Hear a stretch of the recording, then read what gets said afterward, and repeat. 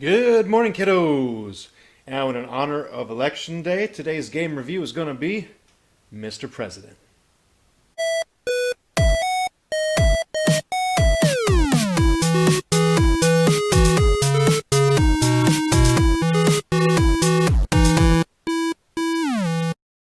So, the object of the game is obviously to become the president. All right, and you do that by going to different states, campaigning, and collecting votes, winning over the electoral college. And that's about it. Let's open up the box and see what it looks like. Now for the components of the game. Each political party will have a deck of candidates with different ratings, different abilities, different home states, things like that, different topics that they identify with for debates. Of course, this is the 60s, so these are all just a bunch of old white guys out on these cards. The other cards that you're going to get, the vice president and presidents, are going to have your campaign cards. Now they're going to have one state in each of the four regions and the number of votes that they're going to add to that particular state. So this is the main part of the game. You got your ballot box here, so it's got a cover here that says Eastern, Southern, Midwestern, Western, and so if you're going to vote for New York, you put that, boom, in the Eastern slot, and then at the end of the game, you'll take them out and count them.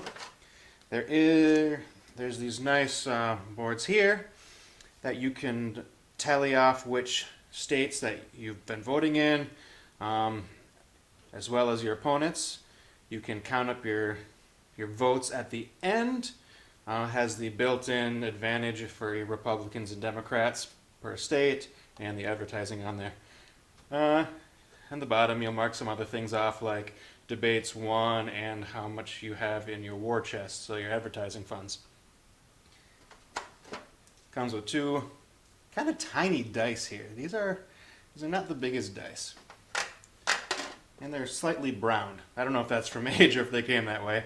And these cool wax pencils here, all right, that you can use to write on the board, and they wipe off really easily. All right, so you mark everything with these pencils, and you can just wipe it right off. I just took some of the dry erase markers from another game, and I use that to mark. Otherwise, if you go on Board Game Geek, you can print out some nice paper ones that you can just use a regular pen to tally everything on. Oh, and lastly, these are like this little set of chance cards here are just cardboard paper, not cardboard, like this little stock card here. They're pretty cheap, so this is the one thing in the game that is pretty cheap. A little disappointing. These kind of like chance cards that you'll be playing with. Everything else though is pretty good quality, especially for the year the game was made. Not a bad looking game, I don't think. I don't know. I like it, but I like that oldie-timey style. All right, in the 60s definitely has a certain vibe. So how you play the game is mostly the campaigning. So as you saw, you have those cards with the different states on it. You're going to select which regions you want to campaign in. You roll them to see which states you can hit, and hopefully they match up with your cards, and you try to get out as many votes as you can. And that's it. You're strategizing, trying to see which areas of the country are going to be the best to campaign in. All right, so just like in elections, it's when people who are campaigning, they don't hit every single state. They can't. They have to select certain areas. Sometimes they want to cinch up an area that they know they already have an advantage in. Sometimes they are really going to try to battle for certain areas if they think they can maybe take over despite having a disadvantage. And some places you're not even going to go to because it's not worth your time, because there's not enough electoral votes, or the other party has just way too much influence there already, and you're not going to be able to overturn it. And so it's, like I said, I like that. It really sets the whole campaigning and voting thing up.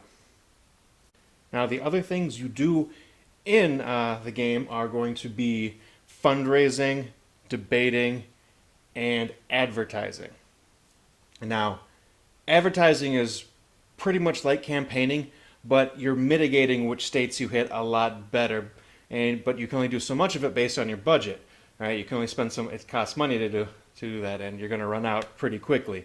You can try to fundraise to get more money, but I don't think it's. You're not going to be doing too much of that really.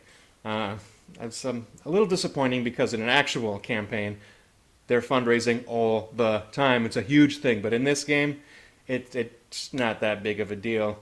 Now you can try to do it, but you're not going to get that much money out of it, so it's not really worth it. And the last thing you can do is the only real interaction with the other players or the other team is the debates, and all that is a dice roll, right? See if you win the debate. Pretty much, you're going to set up votes in each region, and your opponent can decide. They can gamble between 1 or 4 votes that they want to do. Then you take how good you are at debating and the subject that you're debating. If you're knowledgeable in that area, you get bonuses and whatnot. And you just roll the dice and try to get it. Now, both you might win the debate, you might tie the debate, you might lose the debate, you both might lose the debate. So there are different outcomes, and that's one of the only real different things you're going to be doing in the game. But it doesn't really feel like actual debating. It's just kind of mitigating a chance to get extra votes in. I'll say overall, I do like this game. Say plays in about an hour. The longest thing probably is tallying of the votes. That seems to always take a long time. Hey, just like this election, right? But it is very educational. Now, normally there's a stigma to games that are educational, but this actually really teaches you about the Electoral College and how that works and how voting works and how campaigning works.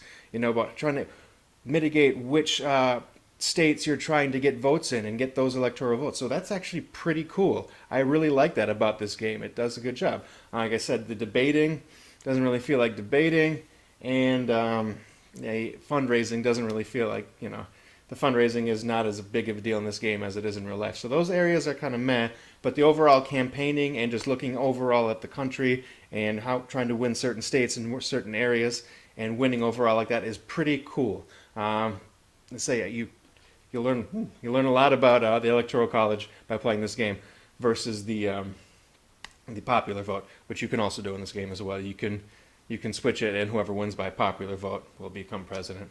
So you can actually look and see how those two things compare, how you can win the popular and lose the Electoral College, which is a lot of times people they struggle with that concept, which it's a little bit difficult to understand. Play this game, you'll get it. The other thing too is how different politics were in when this game was out. Republicans are blue, Democrats are red. That's just the one thing on there. Other than that, it looks like it's more regional. You got the Southern Democrats, which was a much bigger thing in the '60s. Now it seems things have changed. It's a good reminder to know that in 20, 40, 60 years, our political landscape this is not going to it's going to be completely different.